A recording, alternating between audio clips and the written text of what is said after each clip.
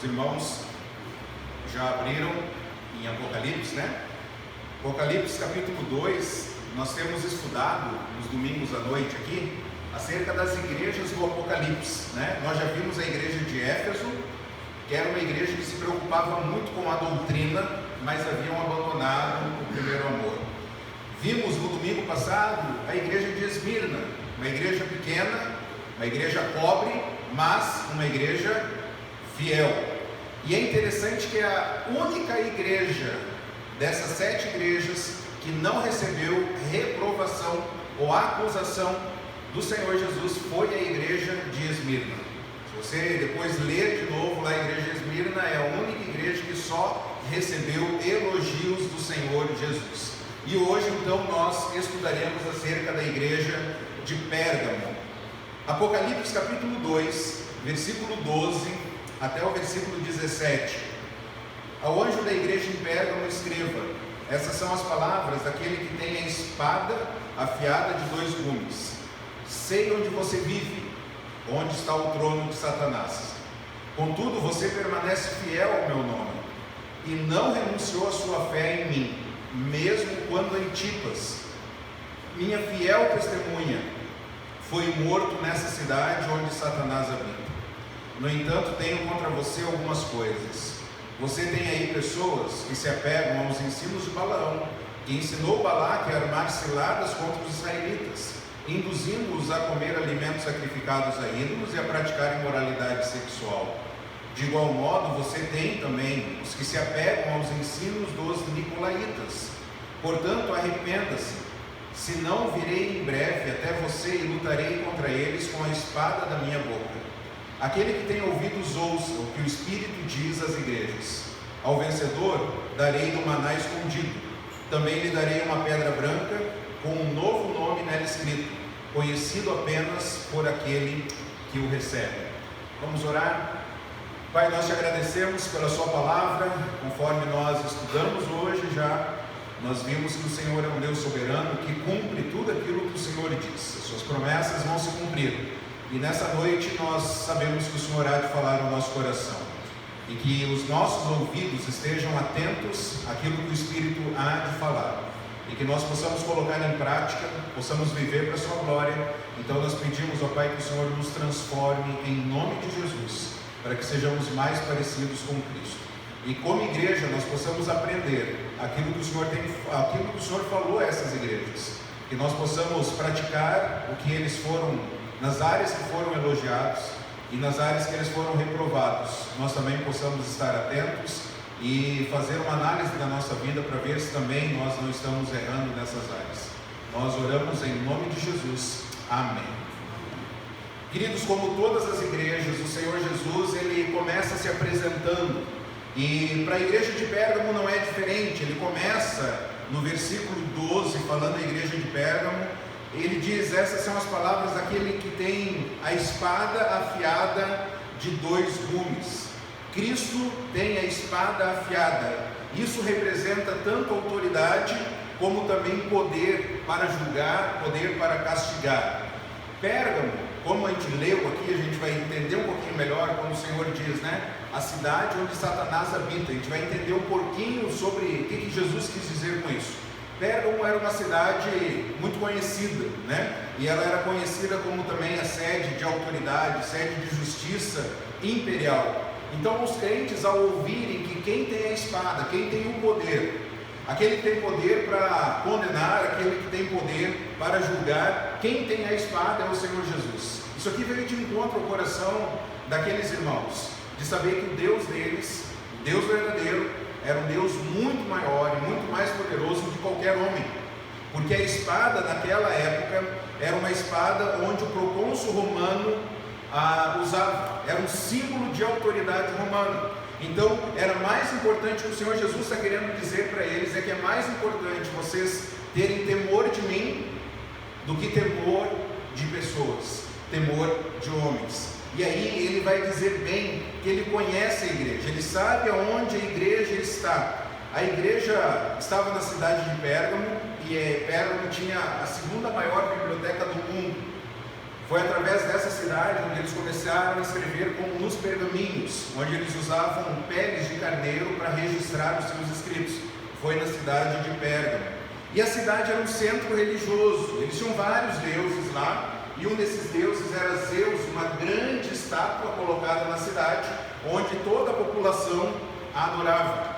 Além disso, eles tinham um grande templo a Roma, e ao imperador César Augusto, que ainda estava vivo.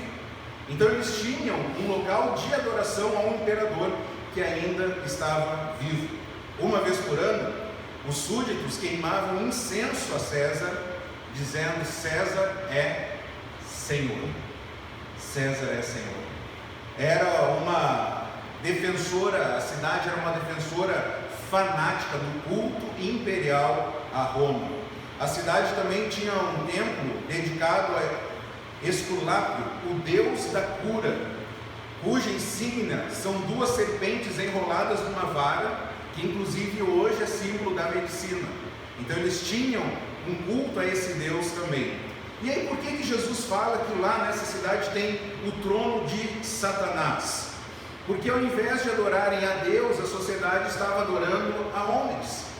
Então no local onde Deus não é adorado como Deus verdadeiro, e sim a homens, ali é um local onde Deus não está habitando. Não é o plano de Deus, não é a vontade de Deus. Então é Jesus e não o imperador que deve ser adorado. É Jesus e não o imperador que tem autoridade. É Jesus e não os psicólogos que vão dizer como que a nossa relação conjugal deve proceder. É Jesus e não a pedagogia que vai dizer como que nós vamos educar os nossos filhos. É Jesus que é a autoridade na nossa vida. É a gente parar e perguntar o que Jesus tem a dizer acerca das nossas finanças e não os gurus da área financeira. É o que Cristo tem a dizer. Então mesmo em uma cidade voltada à adoração a homens, o Senhor Jesus disse que aquela igreja se permaneceu fiel. Contudo, você permaneceu fiel. Como Esmirna, os crentes de Pérgamo, tinham uma fidelidade exclusiva a Cristo, mesmo correndo risco de morte. E a perseguição nessa cidade aqui, ela foi tanta que se destacou. O Senhor Jesus, ele cita um dos seus discípulos que foi morto. Ele cita no versículo 13, ele fala: você não renunciou à fé em mim, mesmo quando Antipas, minha fiel testemunha, foi morto nessa cidade onde Satanás habita. Quando as pessoas adoram seres humanos, elas perseguem aqueles que adoram o Senhor Jesus. E eles começaram a perseguir os cristãos, e eles perseguiram Antipas, e segundo a tradição, meus irmãos, Antipas, sabe a forma como ele morreu? Ele morreu assado lentamente, num caldeirão de bronze, até morrer. Colocaram Antipas num caldeirão de bronze, e lentamente ele foi assado até morrer. Antipas não negou a fé. Antipas permaneceu fiel ao Senhor. E o Senhor Jesus cita ele. E é interessante que Jesus diz que ele é minha fiel testemunha. Antipas é minha fiel testemunha. Um título que Jesus dá a Antipas, mas um título que é usado ao próprio Senhor Jesus no capítulo 1, versículo 5. Olha o que diz: e de Jesus Cristo, que é a testemunha fiel. Então Antipas recebeu um título de testemunha fiel, um título que é usado a Jesus, cuja honra de Antipas de morrer por Cristo, Jesus se refere a ele: você é fiel a mim. E aquilo que eu digo acerca de mim, eu digo acerca de você: você é uma testemunha fiel. Enquanto alguns são fiéis ao ponto de serem assados, como Antipas foi, outros querem ser adorados, outros querem buscar honra a si mesmo e fazem qualquer coisa que for preciso para conseguir isso. Eu conheci uma irmã, uma vez ela veio compartilhar comigo uma situação de emprego, onde ela poderia receber bem mais do que ela estava recebendo na época, mas isso envolveria abertamente ela mentir, abertamente. E como todo mundo está sempre precisando de um trocado a mais, né? E na época, se eu não me engano, eram R$900 a mais que ela receberia se ela mentisse. E as palavras dela foram exatamente a seguinte: coloque em jogo o meu emprego, mas eu não vou mentir. Vou me manter fiel ao Senhor.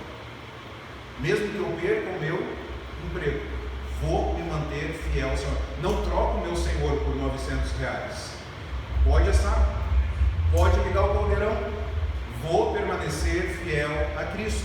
Então essa igreja ela foi elogiada, foi aprovada por Jesus, porque eles não negaram, eles não abriram mão da sua fé em Jesus. E aí no versículo 14, Jesus os reprova. Tem algo que Jesus reprova essa igreja. Veja o versículo 14 e 15. No entanto, tenho contra você algumas coisas. Você tem aí pessoas que se apegam aos ensinos de Balaão, que ensinou Balaque a armar ciladas contra mim.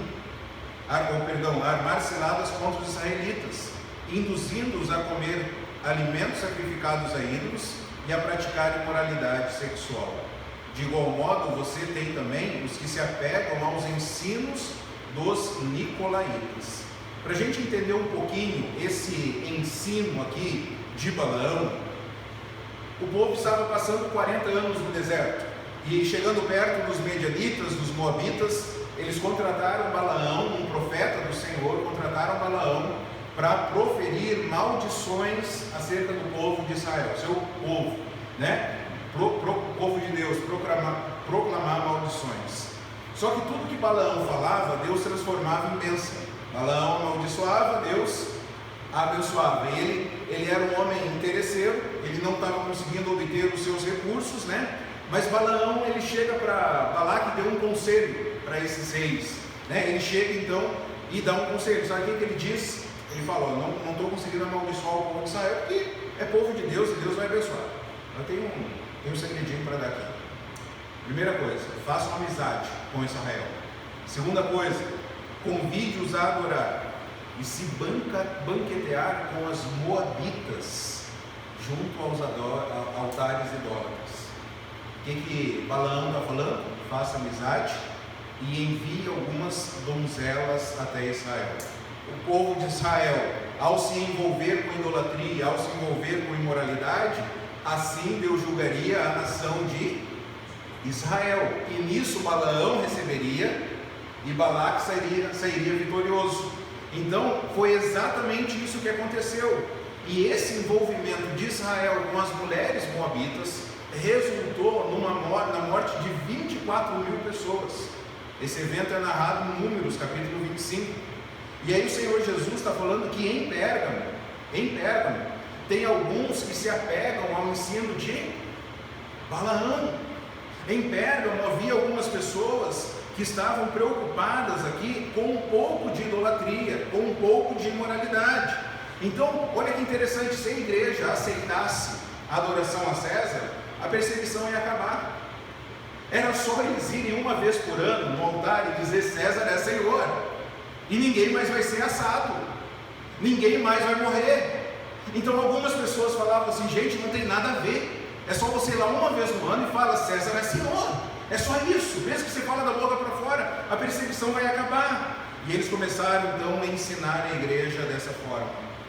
Não tem problema um pouquinho de imoralidade, não tem problema o sexo antes do casamento ou o sexo fora do casamento, não tem problema a idolatria. E trazendo para os nossos dias, não tem problema, a gente sempre pensa em idolatria como altares, né?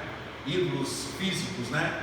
Mas pensa em idolatria como desejos. Pensa em idolatria como desejos. Todos nós temos desejos. Por exemplo, desejamos ser honrados, sim. Respeitados, sim. Compreendidos, ouvidos, amados, aceitos. E aí você deseja essas coisas, que a princípio não são desejos ruins, mas o problema é quando você não recebe aquilo que você quer. Aí você começa a julgar as pessoas, você começa a acusar as pessoas, e se elas continuam não dando aquilo que você quer, você começa a punir essas pessoas, com indiferença, com difamação, com violência verbal, com violência física. Então a idolatria para nós, o livro de Gálatas, agora não lembro se é Gálatas ou Colossenses, que diz que a ganância é idolatria. Pô, desejo tanto ter uma vida melhor, um carro melhor, uma casa melhor, roupas melhores, eu desejo tanto isso, mas talvez a linha é muito fina para isso se tornar uma idolatria. Então algumas pessoas naquela igreja tinham falado: não tem problema, isso não tem nada a ver, afinal todo mundo faz, afinal aquela pessoa faz isso, olha como Deus está abençoando ela, olha, ela só negou algumas coisas, olha como Deus está abençoando, olha como Deus está derramando bênçãos. Algumas pessoas então estavam falando isso na igreja, o Senhor está reprovando eles. O Senhor também fala que tinha algumas pessoas que se apegavam ao ensino dos nicolaítas. E se você lembra bem, na igreja de Éfeso, só para a gente lembrar, volta aí no capítulo 2, o Senhor diz no versículo 6, capítulo 2, versículo 6: mas tem uma coisa a seu favor, você odeia as práticas dos nicolaítas, como eu também odeio. E agora você chega em Pérgamo, e em Pérgamo o que essa igreja fazia? De igual modo, versículo 15, de igual modo você tem também os que se apegam aos ensinos dos nicolaítas. O que era odiado em Éfeso era tolerado em Pérgamo. Pessoas que confundiam a liberdade em Cristo com licença para pecar. Talvez eles pensavam o seguinte: onde abundou o pecado, superabundou a graça. Eu posso pecar porque Deus é um Deus de amor, Deus é um Deus de graça, não preciso mudar a minha vida. Deus me aceita, Deus não aceita todo mundo como é, então Deus vai me aceitar da minha forma também. Talvez eles pensavam que quanto maior o pecado, maior a graça do Senhor. E aí uma lição que a gente aprende aqui, irmãos, muito séria, é que a estratégia do diabo não é mais perseguir. A estratégia do diabo é seduzir, é colocar belas donzelas, é colocar belos homens, é seduzir a igreja. E aí tem pessoas que vão falar assim: ó, isso não tem nada a ver. Pessoas que andavam no caminho de Deus hoje estão afastadas porque começaram um relacionamento com alguém. Se viesse o diabo, né, toda aquela imagem feia, desfigurada, assustadora, e falasse para essas pessoas: negue a fé em Jesus, abandone o teu Jesus, talvez essas pessoas iam falar assim: não abandono Jesus por nada, eu sei de onde ele me tirou. Ah, não vai negar? Não vou negar.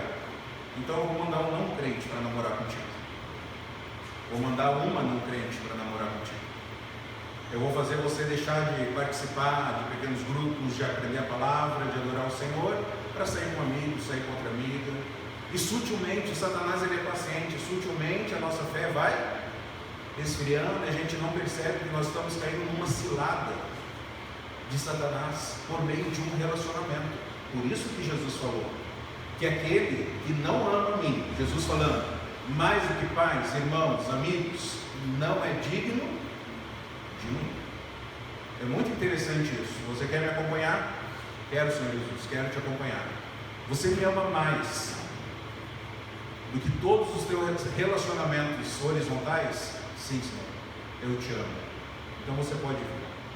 Não, Senhor, tem um relacionamento aqui que eu amo mais do que o Senhor. O Senhor Jesus diz: não é digno de mim. Tanto relacionamentos quanto a finanças.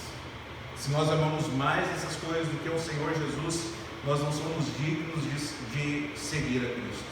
Satanás nos atacou como um leão, rugiu forte, colocou Antipas dentro de uma panela de bronze, mas ele percebeu também que a estratégia ia ser muito mais eficaz, talvez, se infiltrasse algumas pessoas dentro da igreja, homens e mulheres que iriam enfraquecer a igreja. Queridos, muitos de nós estamos dispostos a morrer por Jesus, mas o Senhor Jesus nos chama a viver para Ele. Viver para Ele a cada dia, a cada instante, cada vez que a gente liga o celular, cada vez que a gente liga a televisão, cada vez que a gente toma uma decisão financeira, cada vez que a gente conta uma piada. É nessas horas, hoje, na nossa cultura, que a gente está sendo colocado à prova. Ninguém de nós aqui conhece alguém que morreu assado num camburão de bronze. Nenhum de nós. Mas o Senhor nos chama a uma fidelidade ao Senhor no dia a dia. Eu gostaria que você abra a Bíblia em Provérbios 25, 26.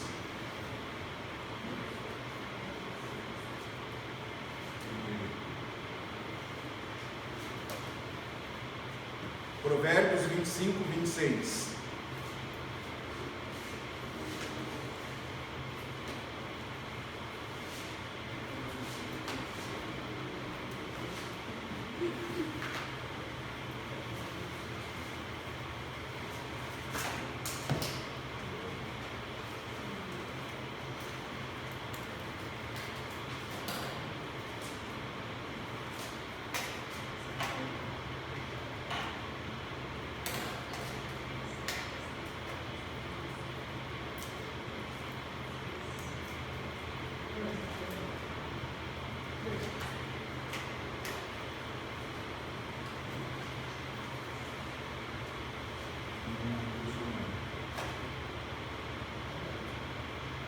Alô.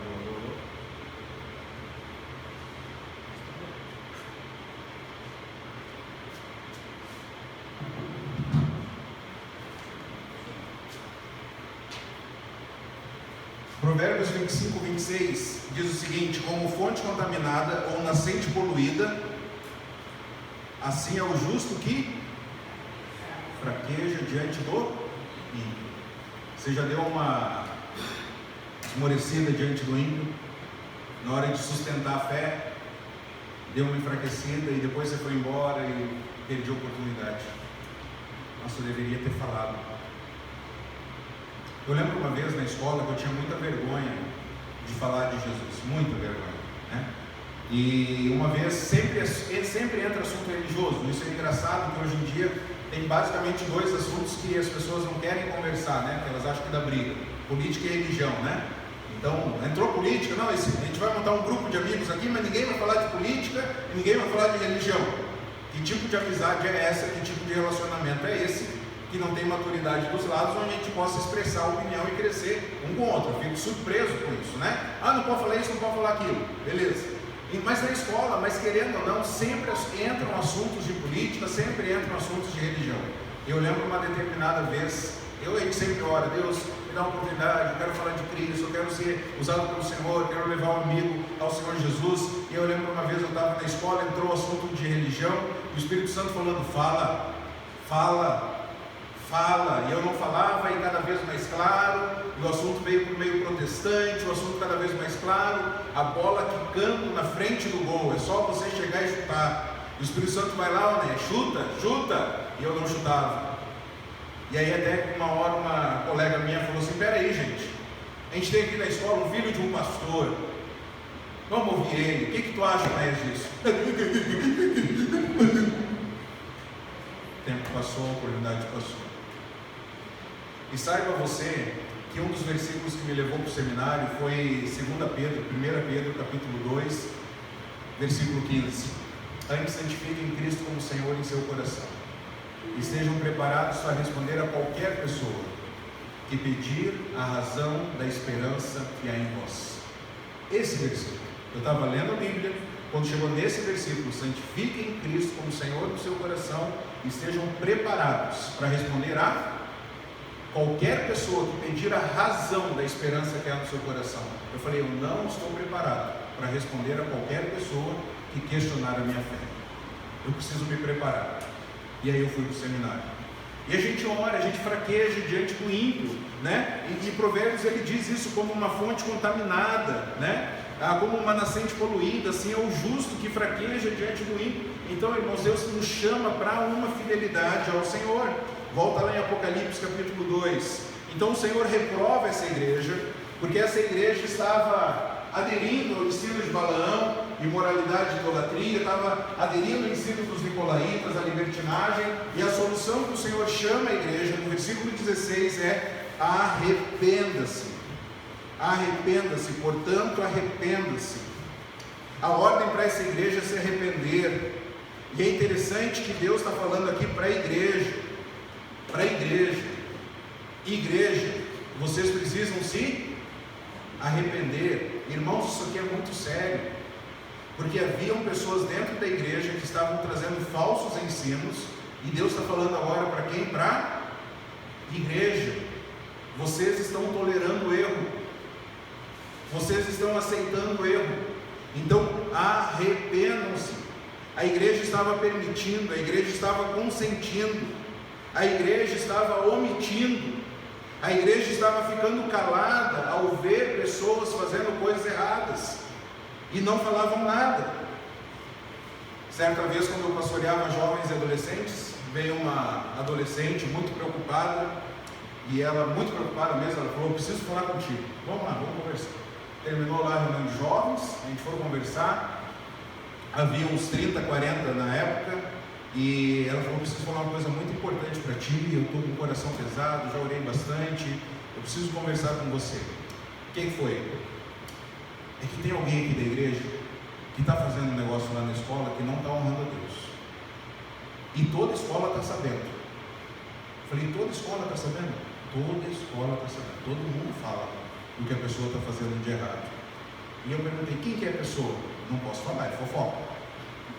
Falei, mas não é toda escola, já não está sabendo, o escândalo já não é público. O que está fazendo de errado? Né? Fala para a gente poder ir lá conversar. Não posso falar, senão é fofoca. E sabe o que é triste também? A pessoa falando, todo mundo da igreja está sabendo também. Todos os jovens, todos os adolescentes. O pessoal está falando disso, desse comportamento que essa pessoa está tendo. Eu falei, toda a escola está sabendo e toda a igreja está sabendo? Sim. Quem é a pessoa? Não posso falar, é fofoca. Eu falei, mas é só eu que não estou sabendo. E pelo jeito ninguém está indo confrontar. E eu quero ir confrontar. Eu quero ir lá falar, o que está acontecendo?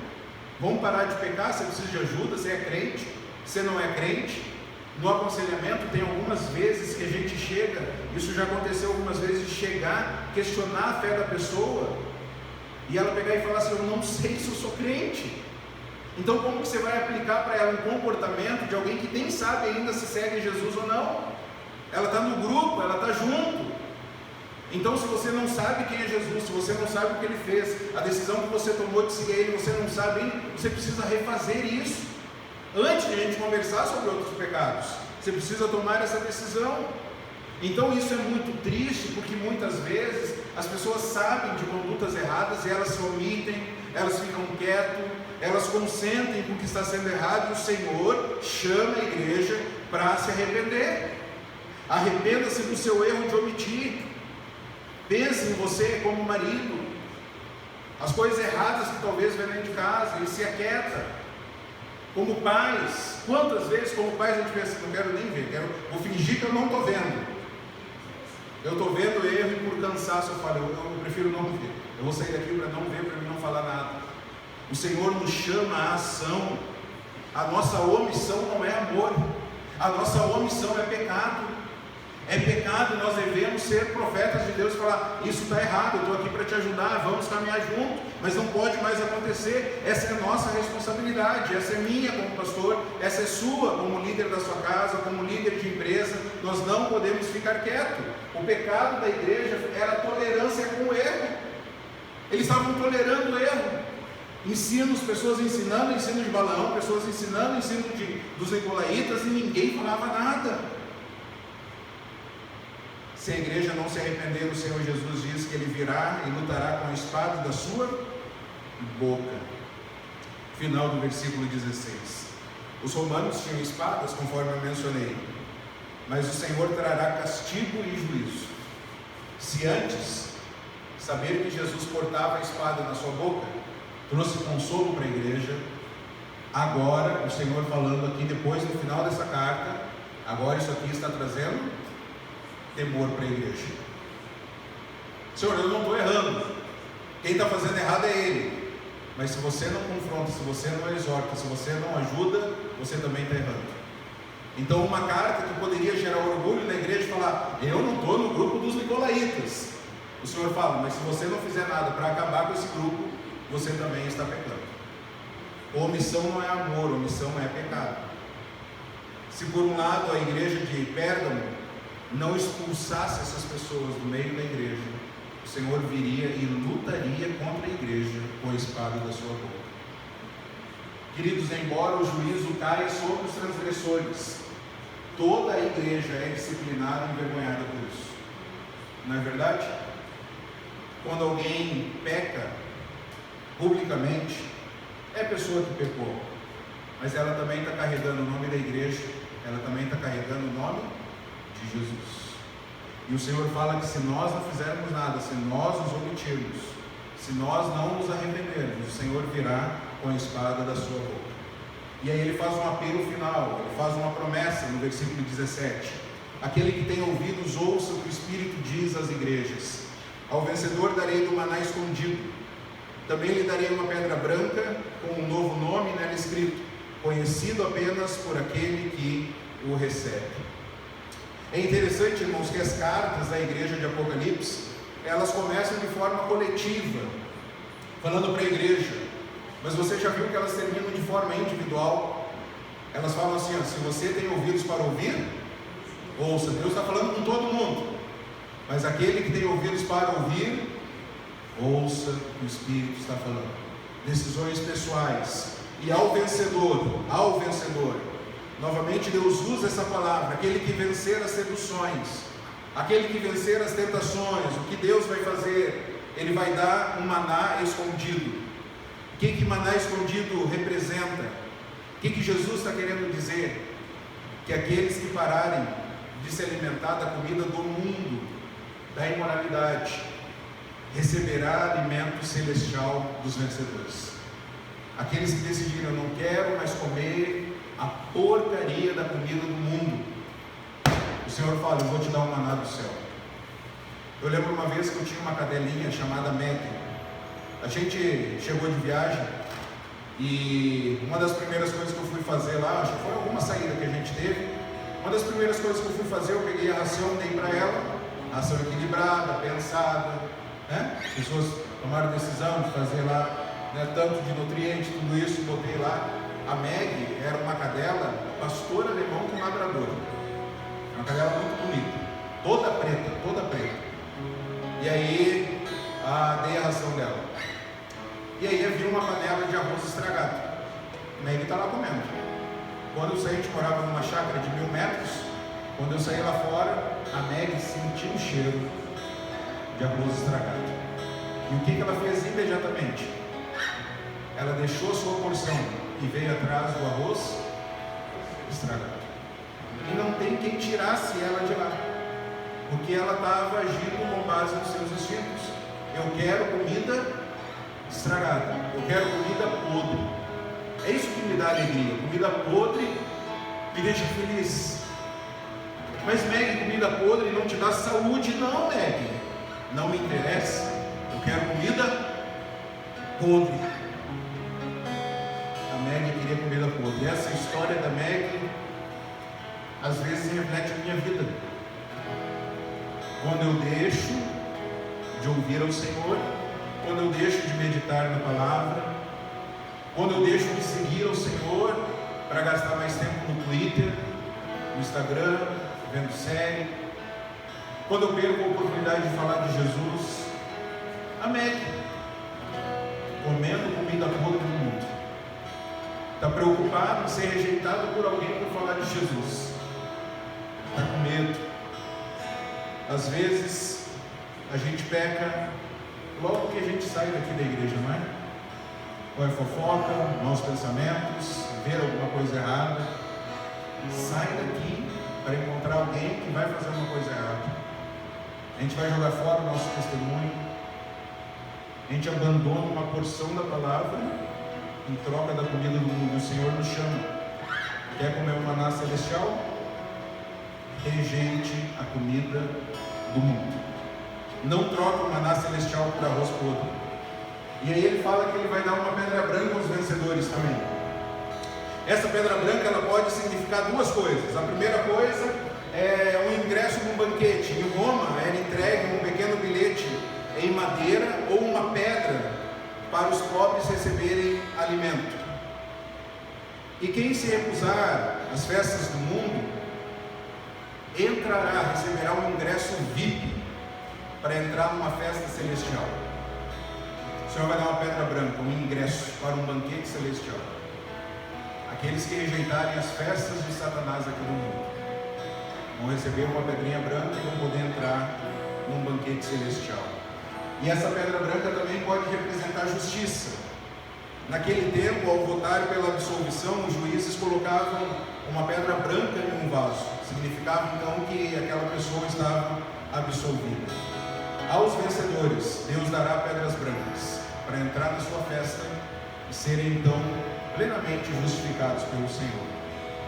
Jesus, queridos, termina as cartas com possibilidades de novos recomeços. Você está sentindo isso, né? Foi com Efésios, foi com Esmirna, foi com agora, com Pérgamo.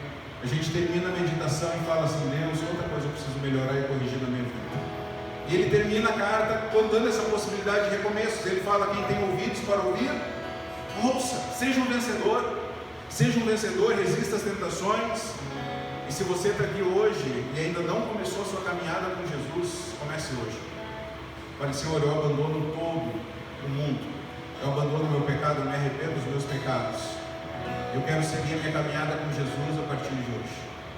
Talvez você já pertence a Jesus. E a pergunta é: que comida você tem comido? Você tem agido como a Meg? Tem deixado uma porção saudável que vai te manter, que vai te sustentar, que é o melhor para ti, para comer arroz podre? Que festas você tem ido? Que pedra você vai receber daquele que tem toda a autoridade? E como igreja, o que nós temos feito com aqueles irmãos que estão pecando, estão desonrando o nome de Deus, estão tendo uma vida que não glorifica o Senhor? E aí Deus nos chama como igreja: se arrependa, confronte. Não quer ajuda? Que seja desligado da igreja, que seja excluído da igreja. E aí nós iremos para a sociedade: essa pessoa não tem nada a ver conosco. Ela diz que é crente, mas ela não é parecida com Jesus. Então, da nossa parte, nós fizemos de tudo, confrontamos, ajudamos, encorajamos, estivemos aqui. Mas se ela continuar vivendo no ensino dos nicolaítas, no ensino de Balaão, imoralidade, idolatria, essas pessoas, elas precisam ser desligadas, porque o nosso compromisso é com o Senhor Jesus. Amém? Vamos orar?